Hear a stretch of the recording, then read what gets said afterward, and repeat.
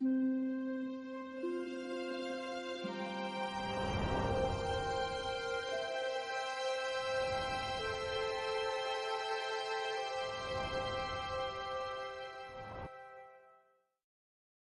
Simon Durivage, bonjour.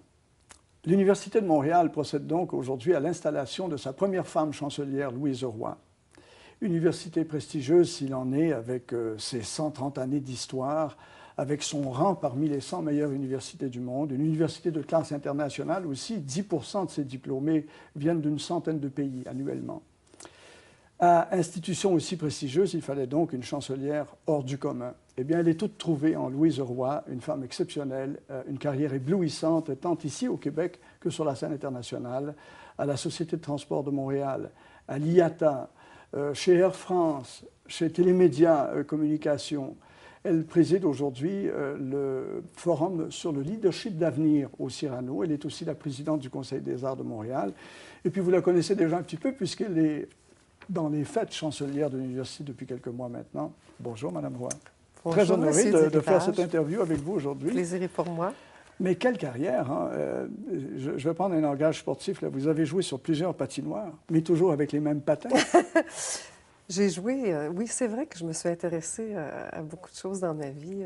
Je pense que la ligne à travers tout ça, ça a été ma curiosité. Je m'intéresse à beaucoup de choses. J'ai été fascinée par les questions urbaines, par les transports urbains, par les transports aériens, par les communications et la gestion. Moi, j'ai été une passionnée de diriger des équipes avec des gens, etc. Donc, en fait, c'est ce qui m'a, je pense, toujours motivée au cours de ces années. Et à travers tout ça, l'Université de Montréal n'était jamais très loin. Vous avez étudié ici. Je suis diplômée de l'université. J'ai enseigné au début de ma carrière. J'ai enseigné. Vous avez été membre du conseil d'administration. Et j'ai été membre du conseil d'administration depuis 8 ans. Alors, j'ai jamais été très loin et c'est vraiment, c'est des concours de circonstances parce que souvent dans ma vie, je me disais, peut-être que je terminerai ma carrière en enseignant à l'université. Ah! Oui, c'est marrant. En fait, c'est peut-être pas dans l'enseignement, mais c'est étroitement associé, là, en tout cas, à son avenir. Là, il est trop tard. Vous ne pouvez pas être chancelière et enseignant. Non, ça, c'est sûr.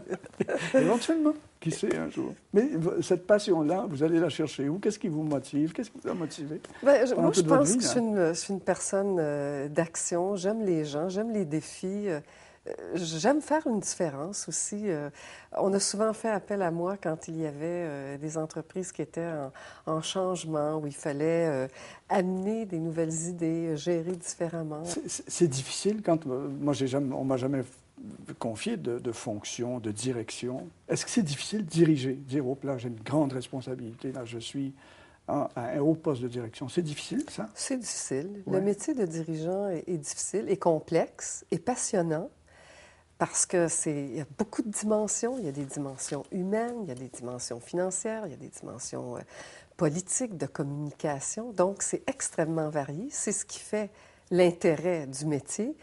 Et je dirais que la complexité du métier de dirigeant, c'est un métier de création aussi. Et on n'y pense pas, mais les dirigeants, ils sont aussi des artistes. Il faut qu'ils créent, il faut qu'ils trouvent des solutions, il faut qu'ils innovent.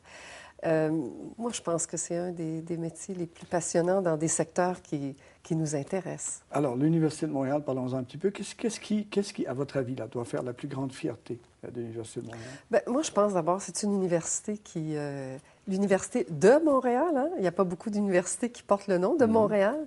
C'est une université francophone, vous l'avez mentionné, la plus importante université. 55 000 étudiants avec les écoles affiliées qui sont HEC et Polytechnique, qui sont connus internationalement avec une réputation extraordinaire.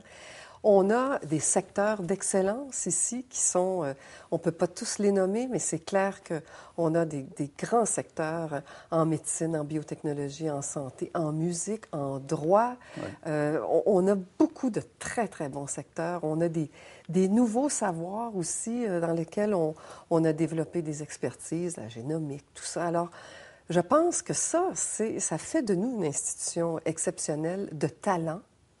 Et puis, qu'est-ce que c'est qu'il y a de plus extraordinaire que de penser qu'on forme des jeunes, qu'on les forme pour l'avenir? Qui vont diriger qui vont diriger, qui vont vraiment, après, être, au fond, ceux qui vont faire une différence. Donc, on a ici des secteurs de recherche, on a la formation, on a une capacité d'attirer les gens à venir vers nous.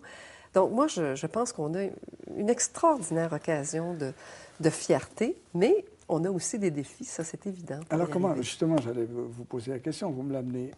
Comment voyez-vous votre rôle comme chancelière? C'est présidente du conseil, en quelque sorte. Hein, à l'Université de Montréal, le chancelier est le président du conseil. Et le président du conseil... Et le recteur, lui, c'est le dirigeant. C'est le dirigeant de l'organisation. Le poste de chancelier, c'est un des membres du conseil à qui on demande d'agir comme président du conseil d'administration. Alors, vous êtes déjà là depuis quelques mois?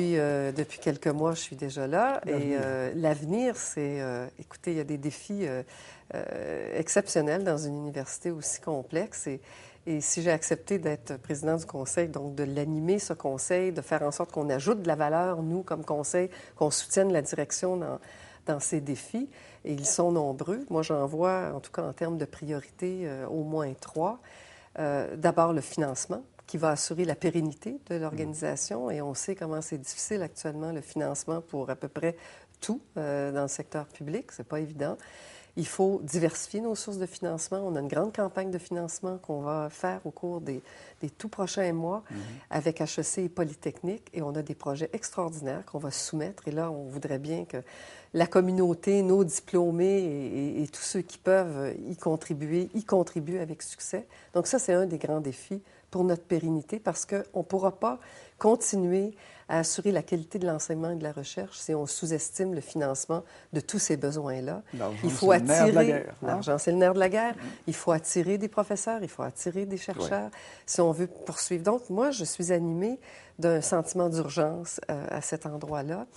Deuxièmement, je pense qu'il faut mieux positionner l'Université de Montréal. Il y a des choses extraordinaires qui se passent ici, mais qui ne sont pas connues. Il faut qu'on en parle. L'innovation, toute la recherche qu'on fait, les secteurs d'excellence que nous avons, je trouve qu'on a un gros devoir à faire d'encore mieux communiquer ce qu'on fait à notre communauté et de se rattacher encore mieux à cette communauté, de la fidéliser encore mieux, qu'on sache mieux. L'Université de Montréal, c'est quoi au juste ces grands secteurs d'excellence? On a un travail de positionnement, d'image de marque à développer. Ça, c'est un dossier sur lequel je souhaiterais qu'on avance au cours des prochaines années, au cours de mon mandat. C'est la forme de communication en vous, là. Oui, exactement. Et troisième élément, je pense, sur lequel on a un défi intéressant, et toutes les universités l'ont, ce défi-là, on injecte beaucoup d'argent dans la recherche. Cette recherche-là, il faut aussi qu'en grande partie, elle puisse servir à la collectivité. Il faut aussi qu'on transfère nos savoirs.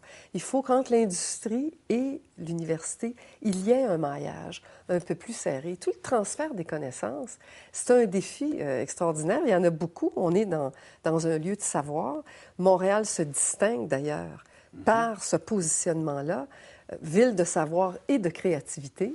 Les deux éléments, mais il faut que cette connexion-là, elle se fasse encore plus. Alors, moi, je dirais financement pour vraiment assurer notre développement, grand projet de développement que nous avons, un nouveau campus des sciences qui doit avoir lieu sur le campus d'Outremont, une nouvelle école de santé publique, pour ne nommer que ces projets-là, grand défi de développement, positionnement, meilleur positionnement de l'université et mieux se connecter, je dirais, à notre collectivité. Je pense que ça, c'est des défis très important. Un CHUM peut-être un jour? Écoutez, on souhaite qu'il se fasse pour notre plus grand bien-être comme collectivité. Et je pense qu'on a une occasion exceptionnelle parce qu'on a des talents exceptionnels et on a un conseil d'administration qui est prêt à mettre l'épaule à la roue. Et ça, c'est tous des gens qui viennent de différents milieux, de l'externe, des professeurs, des étudiants. Et ensemble, on est 24 personnes. Moi, mon défi, c'est de faire ensemble que cette équipe-là vraiment ait un apport durable pour l'université. Une dernière question que j'allais dire, j'hésite à vous la poser, mais parce qu'il y a tellement de femmes maintenant dans les postes de direction, des femmes qui brillent partout sur la scène mondiale et chez nous particulièrement. Est-ce que c'est important pour vous de souligner que vous êtes la première femme chancelière de l'Université de Montréal? Certainement que c'est important. Ouais. Je pense que le fait d'avoir une femme chancelière aujourd'hui à l'université, c'est le reflet aussi d'une transformation importante des universités. On a aujourd'hui une majorité d'étudiantes. Étudiantes. Alors, je pense que ça, c'est certainement le reflet que les femmes en sont arrivées là, à pouvoir présider des conseils d'administration d'institutions importantes pour des défis importants dans une société qui elle-même est en transformation à tous les niveaux. Et la diversité, c'est certainement une richesse de point de vue autour de la table. Et donc, je compte bien humblement y contribuer. Alors, bravo et bonne chance. Merci beaucoup. Merci beaucoup. Merci bien.